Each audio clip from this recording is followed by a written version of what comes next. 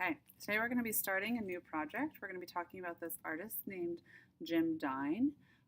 He's a pop artist. He's fairly popular and does a lot of bright and different and unusual artwork. To get started, let's watch a quick video clip about him.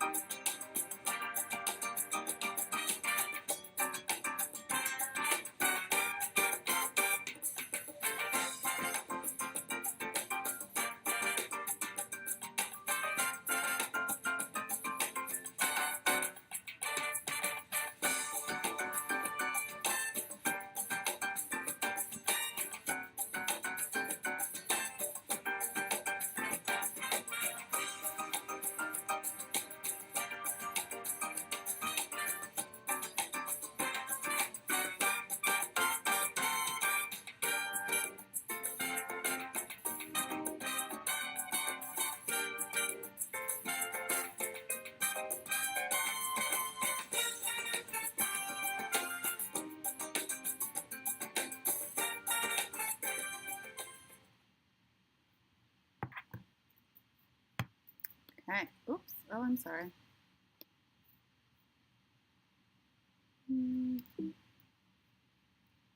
Here, sorry. Okay, so this is Jim Dunn. He was born in 1935 in Cincinnati, Ohio. There's an image of him below. And these are some other examples of different types of pop art. So pop art is when you take um, things you see in society and you recreate it in a different way. So here is comic strips recreated by Roy Lichtenstein. Then we have Marilyn Monroe, who's a famous actress back in the day, and her face was recreated over and over again by Andy Warhol in pop different colors. And then we have Keith Haring, who used to take just basic shapes of people. Originally, he started off with just painting these on subways, and then it continued on to his own work. It's kind of cartoonish looking items. So pop art is taking things from reality and creating artwork from it. Here's some examples of Jim Dine's work. He liked to work with bold, bright colors and evoke different types of emotions. This one was made in 2001. This one was made in 1983. He made a lot of different types of hearts. This one kind of looks like patchwork.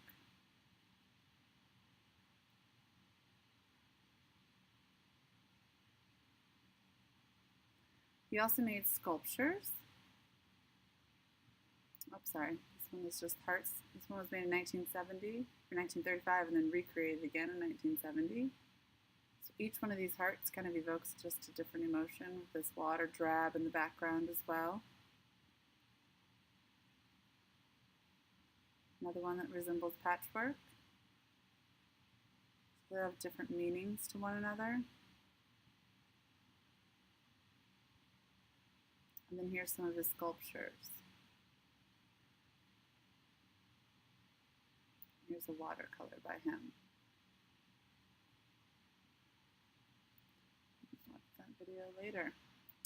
So what we are going to be doing is we're going to be creating our own version of his artwork. Okay, so I'm going to give you a big sheet of paper, 12 by 12, and we're going to fold it in half.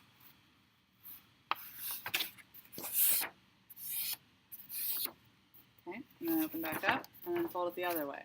So you are making 4 equal squares.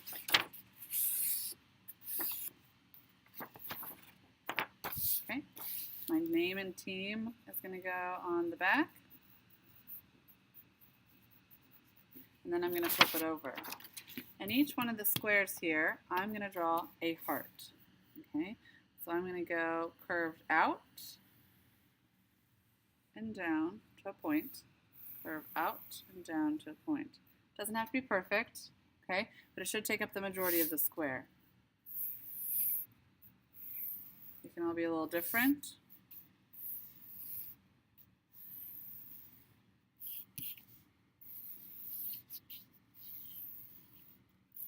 Okay, so I have my 4 hearts. Now, each one of these hearts, what I'm going to do is kind of evoke a different emotion. Okay, there'll be a paper on your table that gives you different ideas for emotions. So it could be something like one could be happy, or one could be somewhat sad, or one could be angry.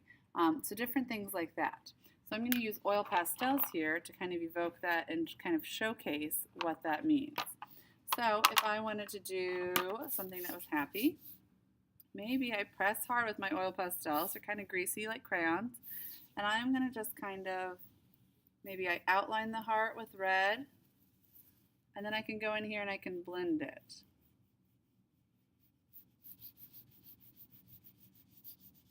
Maybe I want to end with red at the bottom. Maybe I want to do like warm colors in it. I could try looking at some of the examples of his work previously of his hearts. Maybe I want to do excited.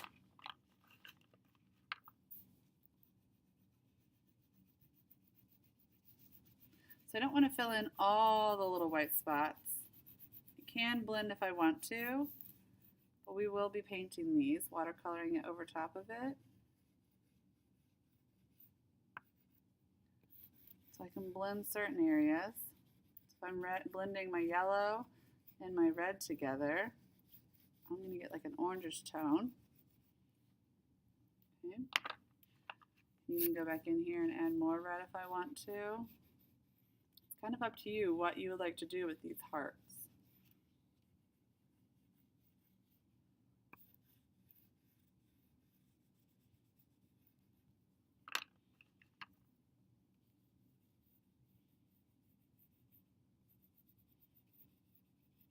So the main idea is to have these hearts popping out. Those are going to be my main focus. Okay, so I have one heart done. Now I can do a different one. Maybe I want to do cool colors over here to show that I'm sad. It doesn't matter. It's up to you.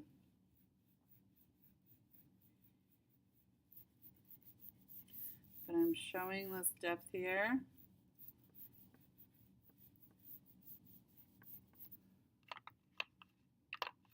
A lighter green I could use. So I'm thinking of like a theme for each one. Different things I want to showcase in each one of these.